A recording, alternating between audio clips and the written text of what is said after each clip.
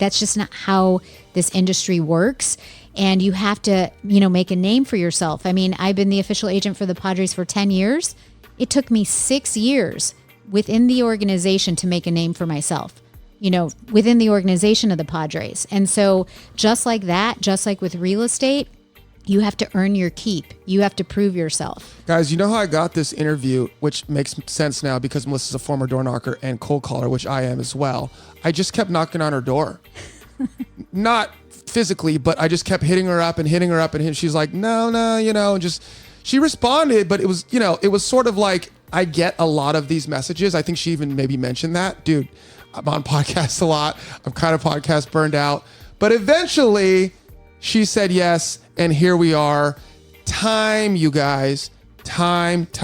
You cannot force the process. The way Steph Curry got good at shooting three-pointers is reps. Right. You don't get 10,000 reps in an hour. It takes time. Right. And consistency over time. I love that. This has been amazing. We're going to push for time right now because I know you have to get out to the beach. A couple more questions for you. What's been the most memorable transaction for you, whether on the buy side, sell side, as an investor, etc., and break that down for us? Sure.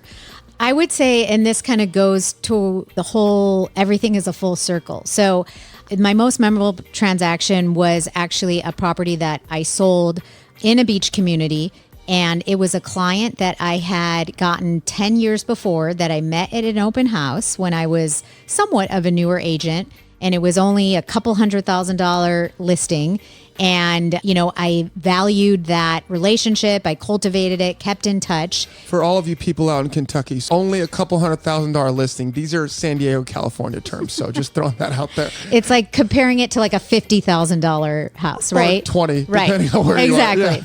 I mean, you can't even build that. The cost to build Absolutely here, you can't even not. get under $300 a square foot. So it's all relative.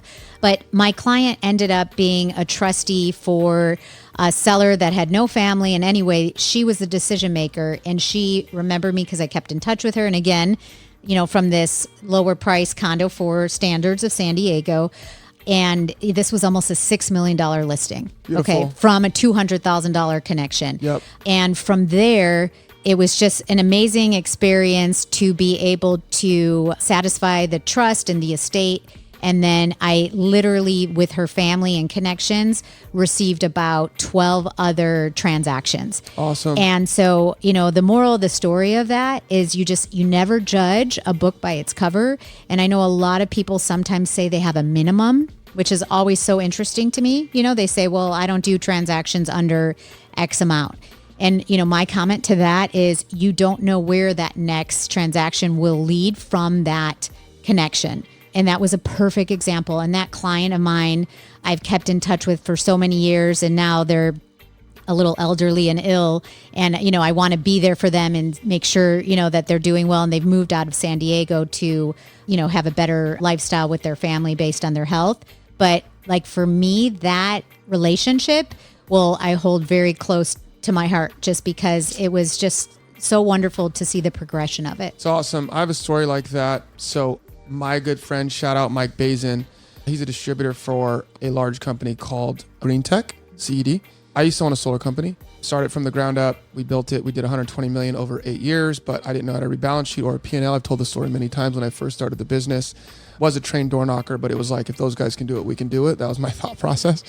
But when we started out, Melissa, I think we were doing probably 10 or 15 accounts a month. The average ticket price is $22K. So maybe our first year in business, we did a little over $1 million.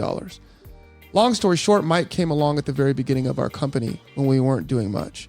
But because I felt he was genuine, I feel the same energy from you, that he actually was not judging us. He's like, hey, I'm going to grow with you guys. He meant it. Hey, I'm going to work super hard for you guys. He meant it. And then he did all of that stuff. He ended up being my guy, my distribution guy. And our last year I think we bought $12 million, anywhere from $10 to $12 million in material from him. Wow. And he's the number one salesperson in solar in America. Absolutely crushes it. So again, I'm looking at those similarities, right? It's like someone who's not going to judge another human. Hey, I'm going to treat you just like this is a $30 million listing because you're a human, you're awesome, and it's my job to make sure you have an amazing experience. And then maybe 97 of those, it's just one transaction and that was it. You still did an amazing job, but then the 1 or 2 or 3 or 5 or however many, it ends up growing into something else. You make a tremendous amount more money and you just feel like you did a really good job. And so you're essentially touching both of those things, being a good human, as she mentioned, in addition to that, providing amazing service and being able to reap the benefits of that as well. And here's another thing I'll throw in for free. If you are awesome at what you do and you really do care about providing value, you might potentially be saving that person from someone who doesn't give a shit. Remember that. It's really important for your psychology. If I'm not able to close or I don't deserve this sale, that's bullshit. Salespeople are awesome. They have the most charisma. High-performing salespeople are the most fun to be around. They're really, really good at what they do and they own it. You should too. I do. I love being in sales. I wouldn't do anything else. But I know if I close someone, I'm going to work super hard. This is not just a transaction for me today. It is tomorrow. It's the next day. It's all of the people they know. And I'm potentially saving them from some dirtbag who's not going to do a good job. Right. Very true. Karma. Yes. Okay. That was my spiel. Let's do 2 more questions. What do you enjoy the most on a day-to-day being in the space you're operating in? I love how each day is different. Yeah. That's really what I love. It's like, if you have a bad day the day before, it doesn't matter. You dust yourself off, you get up, you go on, and it's going to be that much better of a day. I'm really the type that looks at the glass half full.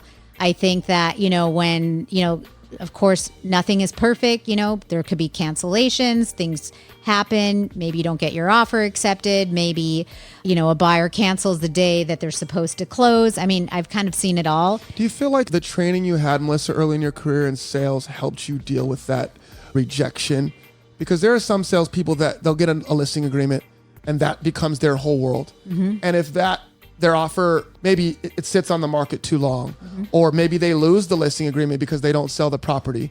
Maybe something goes wrong and that commission that they had in their mind goes away and then their world is over. Yeah. How do you deal with that? Did you feel like it was sort of your past? I do. I think I just, even from a young age, I always had a job, as a little kid and just always had that work ethic. And I never put all my eggs in one basket. And so if something falls apart, then something is amazing on a different transaction.